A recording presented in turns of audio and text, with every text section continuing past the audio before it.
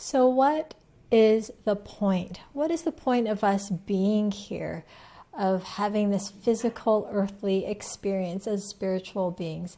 This is what we get into in this channeled message episode of the podcast. Welcome to my channel. I'm Serenity Iris, and if you are new here, I love sharing channeled messages, wisdom insights around health and well-being, our mindset of love, the divine feminine, masculine energies, and in particular with this episode, it's a channel message on why we incarnate, right?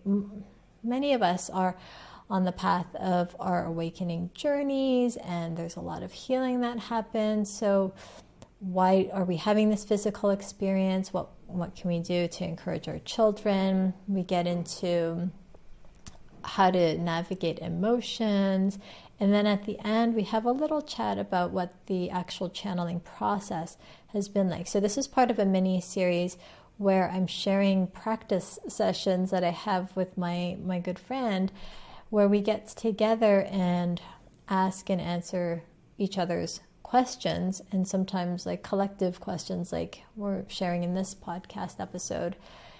And it's with the intention of expanding our skills and really gaining some insights and enjoying the process as well. So if you resonate with this, definitely like this episode, subscribe to the channel, and share a comment on the particular part that you most resonated with. It would mean a lot in terms of us building and sharing future episodes. And if you're interested in having a sample, a taste of what I do, I take my members through on a weekly basis. We gather from all over the world and we go through a vibration shift session together. I share a free sample of that in the description because I want to give you a taste of what that's like. It allows for deeper relaxation and clearing the pathways so that you yourself are more connected with your intuition and insights. And if you want to take it further, I also have some information about the Taurus of Light Channeled Healing Program. And if that resonates with you, you'll have an opportunity to book a one-on-one intro session that's customized one-on-one with me. And I can guide you through the process. If that link is available, it means that I'm still offering those sessions at this point. So I hope you really enjoy this episode, and I'll see you inside. Okay, I'm ready. Okay.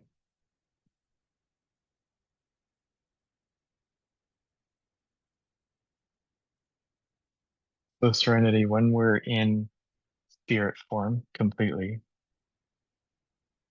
and we are able to feel what it's like to be completely free of a body, to completely free of suffering, why would we even consider choosing to take part in the physical life?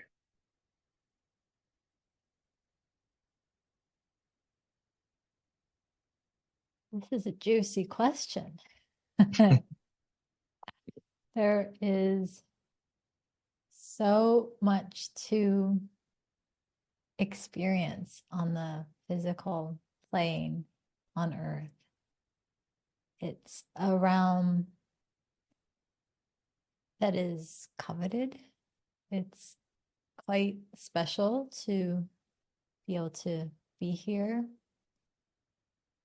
And there's a sensuousness of physicality from being able to enjoy the most delicious meal, or being able to have your feet in the water as you enjoy a sunset, or all kinds of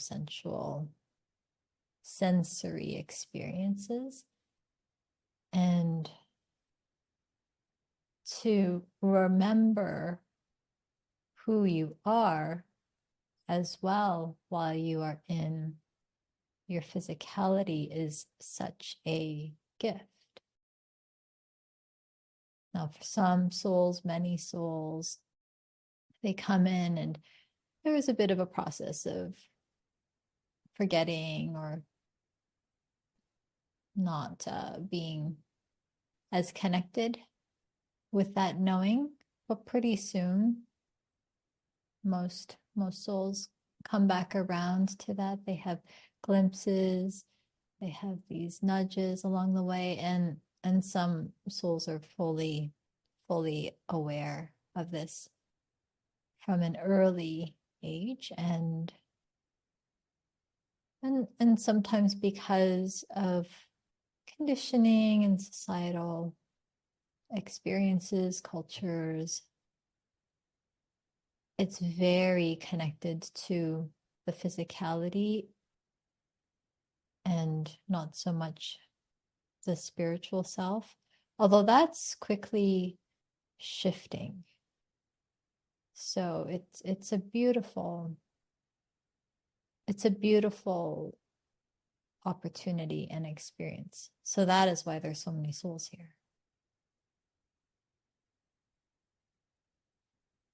And why would we choose Earth as opposed to, for example, like where Bashar lives, where there's this beautiful medium between spiritual and physical, where they can, enjoy both aspects simultaneously. Mm. It's the process of knowing, of developing this, of becoming, of unifying. So it's really in the process, like the deliciousness of that, where sure at first it might feel awkward or uncomfortable, or if you go from zero awareness and then you're blasted and totally opened up and activated, that could feel a little bit jarring, similar to someone in a car that's parked and then they just slam the gas and they have a little bit of whiplash. And for others, that process is much gentler and gradual. Whatever the soul wants to experience is what they get. So there is so much choice. It's like it's like this unlimited buffet of experiences that souls can choose from, and it's quite the ride. It's thrilling, it is beautiful, it is touching, it can be filled with the depths of going from despair to being able to climb out of that and feel a sense of victory. It's so many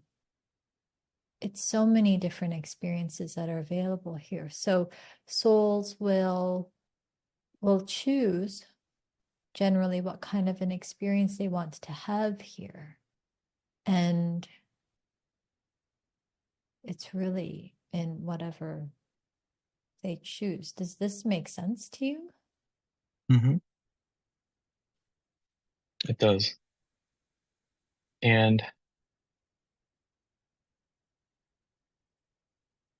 what does it mean for the soul to get this experience? What does the soul benefit from having a physical experience? Hmm.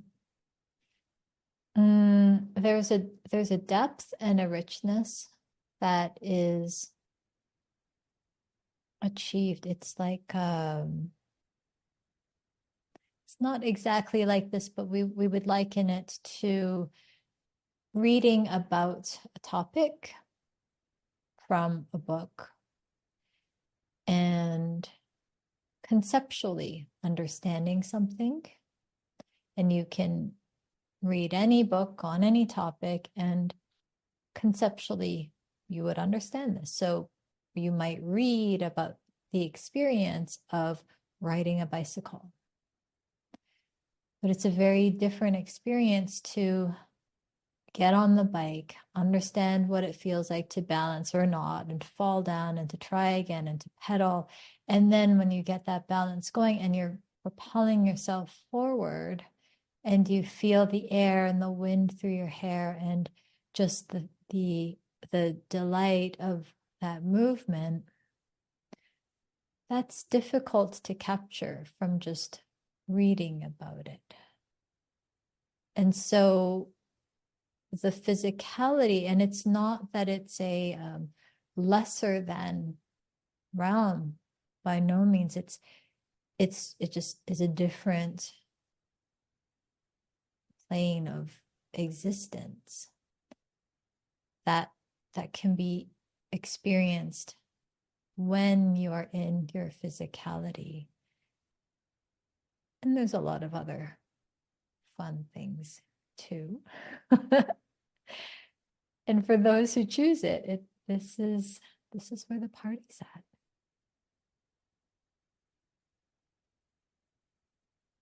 And so when a soul does come down or come to earth, or this version of physicality, why are so many of our innate abilities turned off?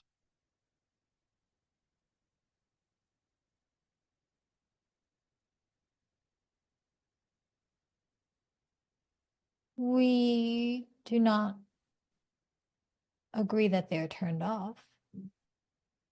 They are ever present and with you always. It's simply a matter of cultivating that connection,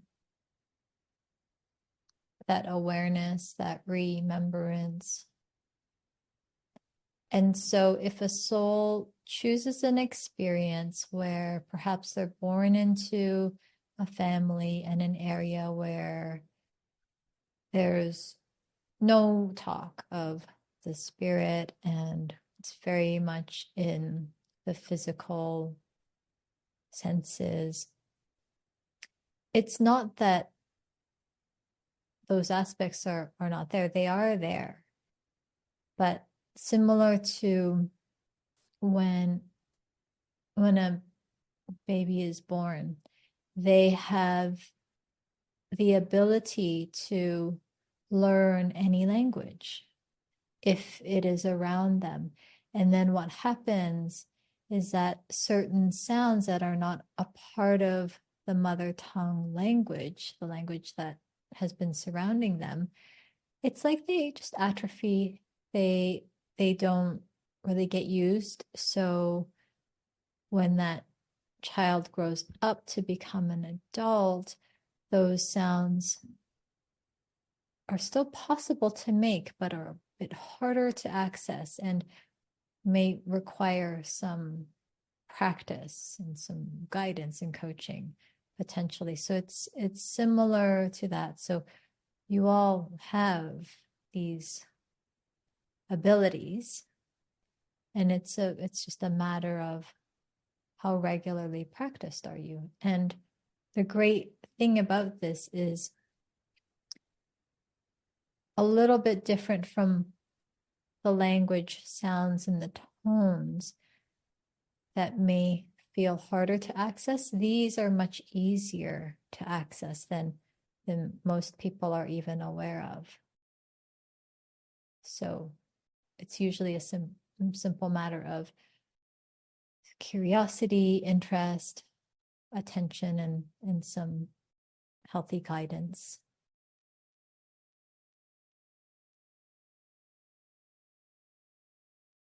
Thank you.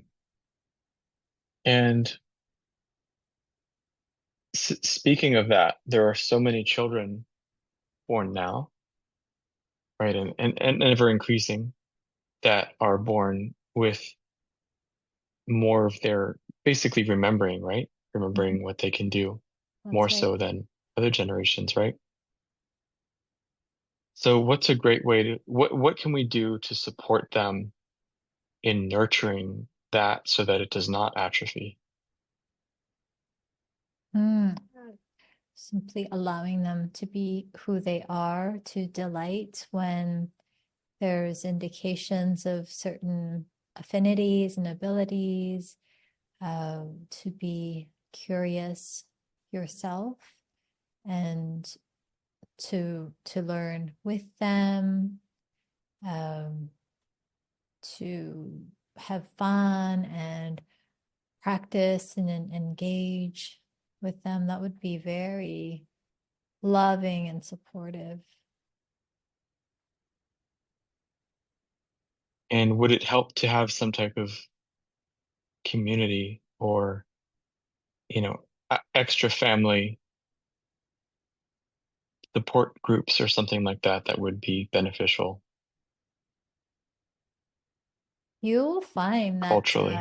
yes, yes, uh, you'll find that like souls will be attracted to each other. So most most everyone can understand that um, you're drawn to certain people, or you have different connections with people through interest. So similar to families who really enjoy soccer or certain team sports, this will be a similar thing where there will be spaces and gatherings and events that will nurture and nourish this type of fun and development, and it it will be this organic growth of connection and collaboration and even celebrations that happens.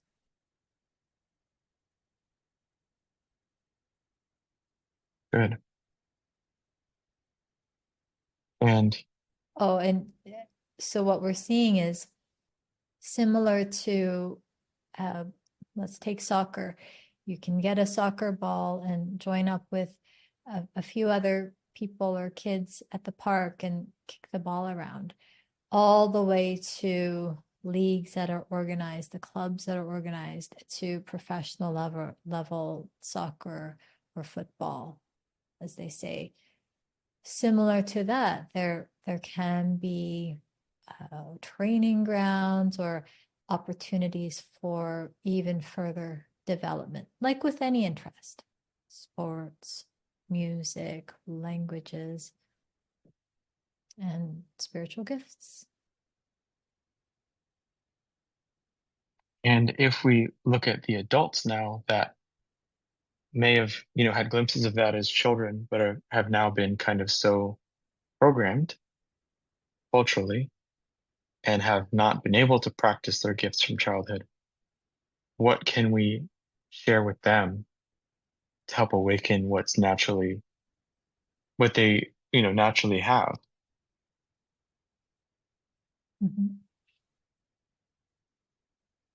Every soul has a different timeline and experiences they've signed up for. So many will go through a period of awakening or activation. Some will experience it very gracefully, smoothly, gradually. And for some, it will come like a blast and everything in between.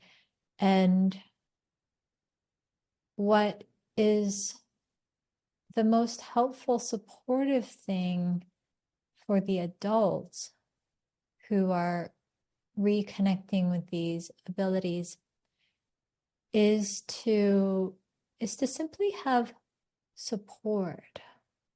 And there are growing beautiful communities all over the world for anyone to connect. And so it's simply that. And if they choose to really dive in and explore it on a deeper level, that will be revealed as they ask, as they are ready. Um, and the help and the guidance and the opportunities are showing up much more quickly for everyone in everything, not just with exploring spiritual gifts. So it's a beautiful time now.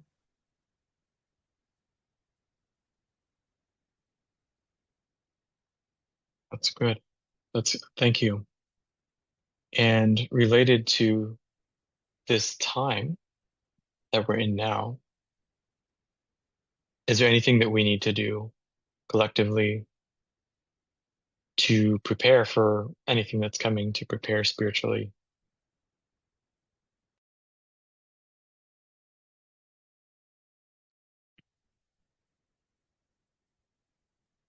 Grounding. So while in other seasons past, the perceived experience of spirituality has been in an upward direction. Like that's where the souls go. They go upwards, or that's where God is. Yes, we can connect upwards and connect through our feet as well into the earth and ground in our physicality, which looks and feels like walking, noticing how each step feels as you make contact with the ground beneath you, the textures beneath you, hearing the sounds of any crunch or whatever, the sand or the pebbles underneath you. It is the feeling of being fully supported by the earth herself as she holds you up and as you walk on her, on the land, or as you rest your body and you lay in slumber. It is the connection, the awareness, much like gratitude, but a very wide and expansive reverence. We've spoken about this before, the reverence, the awe of life and the miracle of you being here, wherever here is for you right now. That is what we would recommend. Thank you. And a more earthly question, but how does one start to overcome or get into balance? Like, for example, I have a lot of clients that are working through anger management, that are working through like this feeling of anger, feeling of frustration, the feeling of impatience, right? And they feel like that is a huge spiritual blockage for them.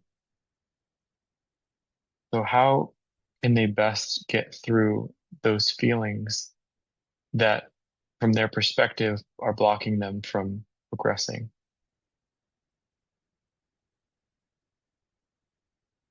There are a few things here. So it is not the feeling of anger that's the block. The sensation of feeling blocked is the judgment that's put on the anger feeling or any other feeling or emotion that comes through or that's wanting to come through. So it's not that the anger is an inherent block. In fact, we are here and there is every kind of experience that is being experienced now, individually and collectively.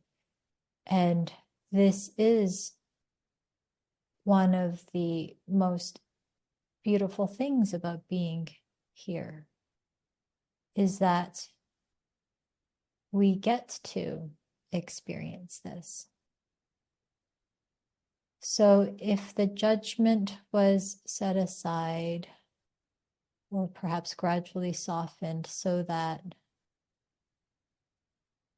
the individual could just allow themselves to experience whatever it is that's wanting to come through, because that is an experience that their soul had requested, it had signed up for that. So that it always, with anything like anger or any of the emotions, they always pass through if they're allowed to. If they're not judged or resisted, it passes through, and in someone's state, likely they're imagining and desiring a different state other than the anger. But if they were to just allow themselves to feel it, and there are many beautiful teachers who speak of this as to welcoming that experience, it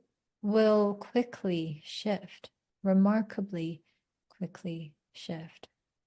Whether it's to open the space for them to create whatever experience they choose, or whether it's the transmutation of the anger that's channeled into a different experience that will serve them on an even greater level. So that is what we would recommend. Beautiful, beautiful. And I think those are all the questions that I have today. Thank you so much for sharing these insights and this wisdom with us. Our pleasure.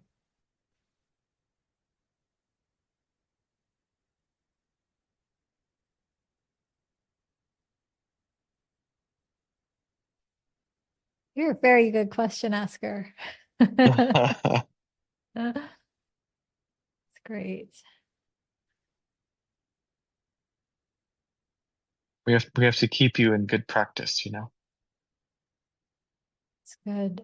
There's sometimes I will totally forget what the original question is. So it's like I'm mostly conscious, like I'm mostly aware. But I have moments where, like, what was the original? Like I can hear my mind wondering, what was the original question? Well, that's a little, that's interesting. That's fun. It it certainly doesn't sound like you forgot with what you're saying, but I understand what you're No, saying. that's the thing where Yeah. it's like there's a part of me, like the thinking part, that like pops in once in a while as like I'm still talking. Like I can Hmm. hear my voice going, and I'm wondering what the original question was, because the thinking mind had quieted enough, I guess, to not even remember. And anyway, Hmm. very interesting. I get what you're saying though. But yeah, that's interesting. Yeah, yeah, that was interesting. That was a combination. We got into some more earth stuff. That was Gaia toward the second half. Hmm. Yeah. Okay. Hmm. I could definitely see when you're shifting a little bit. There's a voice change and there's a physical change. Like in the middle or at the beginning? In the beginning for sure, but during the channeling, when there's a shift in energy, it's there are visual cues as well. Really? Yeah. Oh, like what? Like you'll just shift, like you're very subtle, but Hmm. maybe you'll straighten, or like sometimes you actually just start moving a little bit, but your voice does change a little bit too. And energetically it feels differently as well, but as far as what you're what we're hearing and what we're seeing, there's a little minor differences. That's very interesting. Hmm, that's cool. Yeah. I'll see if I can pick up on that when I go back and edit this. Because I was actually wondering, I was like, oh, are we talking to Gaia again now? Like that's literally what I thought. Like, oh, it sounds like Gaia's back. So that was cool. Yeah, it wasn't her in the beginning. I think it was. Right. It's funny because you addressed me as Serenity, and it feels so funny to say this, but I think Jesus was coming through. Good. Take Like it we'll took take me. Jesus. Was that? I said We'll take. we'll gladly we'll We'll, take Jesus. yeah. I had decades where I couldn't even say the name Jesus or the word God.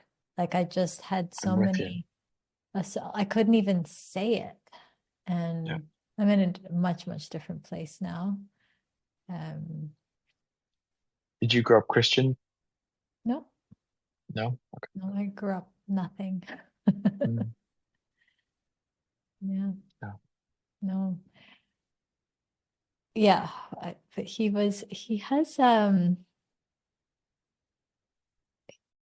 has, oh, you know what I learned? Did I tell you this? I was listening to some amazing podcast where they were describing Yeshua as being the spiritual version of, I might be messing up the language here, the spiritual version of Jesus, and then Jesus being the embodied man who is here on earth. I think we And listened to the same podcast. Yeah.